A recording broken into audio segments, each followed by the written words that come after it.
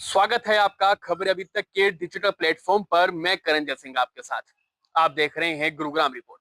तो चलिए शुरू करते हैं गुरुग्राम की आज की बड़ी खबर से।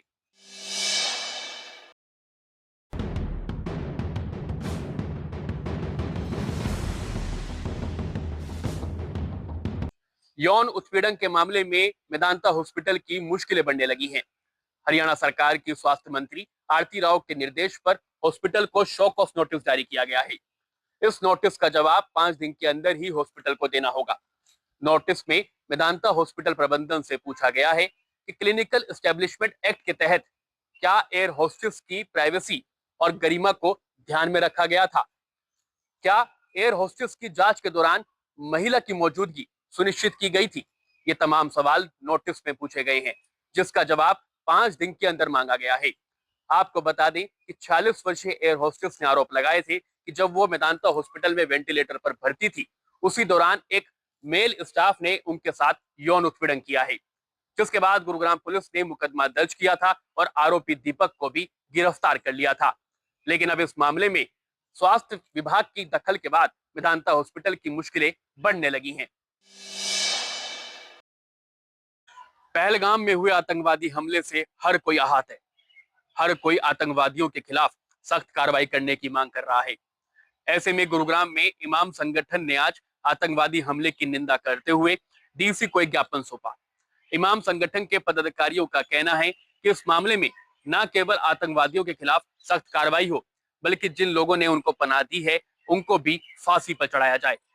राष्ट्रपति के नाम उन्होंने उपायुक्त को ज्ञापन सौंपा है।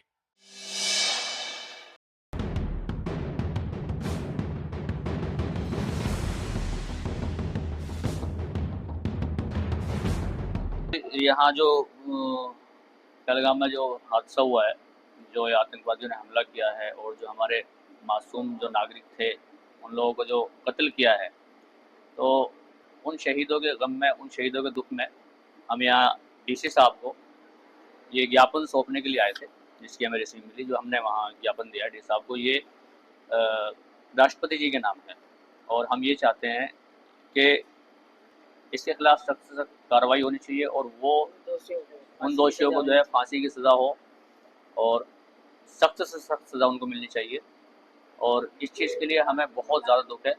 अभी हम यहाँ डी साहब के ऑफिस में ज़्यादा लोग नहीं आ सके थे, थोड़े ही लोग आए हैं, बट हमारा जो पूरा एक जो काफ़ी सारे जो हमारे लोग हैं, जो हमारे समाज के लोग हैं और भी जो हमारे पड़ोसी जो हमारे इस दुख में शामिल हैं, पूरा हिंदुस्तान शामिल है। लेकिन ये है कि हम उन लोगों को नीचे छोड़ के आए ताकि यहाँ पे ज़्यादा भीड़ इकट्ठा ना हो, इसलिए हम 4-5 लोग ही यहाँ पे आए थे। तो हमें बहुत ज़्यादा इसका दुख है। गुरुग्राम इमाम संगठन इसके लिए बहुत ज़्यादा दुख जाहिर करता है। हमें इसके लिए बहुत ज़्यादा हम बता नहीं सकते अपने शब्दों से कि कितनी हमें अंदर से इसके लिए तकलीफ़ है। कल जुमे की नमाज के बाद जो है हम इन शहीदों के लिए 2 मिनट का जो है मौन रखेंगे कल नमाज के बाद में। जो पहलगाम में ये जो बड़ा दर्दनाक हादसा हुआ है और जो इन्होंने आतंकवादियों ने जो घिनौनी हरकत की है, इसमें इमाम संगठन गुरुग्राम बड़े दुख के साथ इनकी निंदा करता है कि ये जो हुआ है बहुत गलत हादसा हुआ है और सभी देशवासियों को इसकी निंदा करनी चाहिए कि ये जो हुआ है ये गलत होना चाहिए और हम सबको एकजुट साथ रहना चाहिए। और ये जो पाकिस्तानी ज़ियारत के नाम हिंदुस्तान आते हैं, उनके वीज़े बंद किए जाएं और उनके आने का रास्ता जो बताते हैं और जो जाने का रास्ता बताते हैं और जो खाने का इंतज़ाम उनके लिए जो लोग करते हैं, उनको भी वही सज़ा होनी चाहिए जो आतंकवादियों को है। बहुत डरे हुए लोग हैं और इससे मुझे लगता है कि बहुत सैलानी कम हो जाएगा। घूमने फिरने का बिल्कुल दहशत दर्दनाक हादसा जो हुआ है, इसमें लोग डरेंगे और जाने से सैलानियाँ बहुत कम हो जाएगा। घूमना फिरने का जो वातावरण है, जो हम बिल्कुल बगैर डरे हुए घूमते थे, आज कोई भी सैलानी डर के ही कदम वहाँ रखेगा। निंदनीय बात है और इससे बल्कि ये हिंदुस्तान ही नहीं, पूरे दुनिया में जो है इसका बड़ा दर्द है कि ऐसा जो हुआ है ये बिल्कुल बहुत गलत हुआ है और उनको कड़ी से कड़ी सजा होनी चाहिए, यानी कि उनको फांसी होनी चाहिए सीधी साधी। गुरुग्राम के सेक्टर 83 की झाड़ी में मिले महिला के शव की पहचान करने के साथ ही गुरुग्राम पुलिस ने एक ब्लाइंड मर्डर की गुत्थी को सुलझा लिया है। मृतिका गुरुग्राम के क्लब में कार्यरत थी और 2 बच्चों की मां थी। मृतिका की पहचान रूपाली के रूप में हुई। रूपाली की दोस्ती कुछ ही समय पहले एक युवक से हुई। युवक का नाम अभिषेक मिश्रा और प्रिंस मिश्रा था। रूपाली अभिषेक पर शादी का दबाव बना रही थी। इसी बात को लेकर अभिषेक उसे एक खाली जगह पर ले गया और पत्थरों से पीट पीट कर उसको मौत के घाट उतार दिया, जिसके कुछ ही घंटे बाद गुरुग्राम पुलिस ने आरोपी को गिरफ्तार कर लिया है। ये रिपोर्ट देखिए।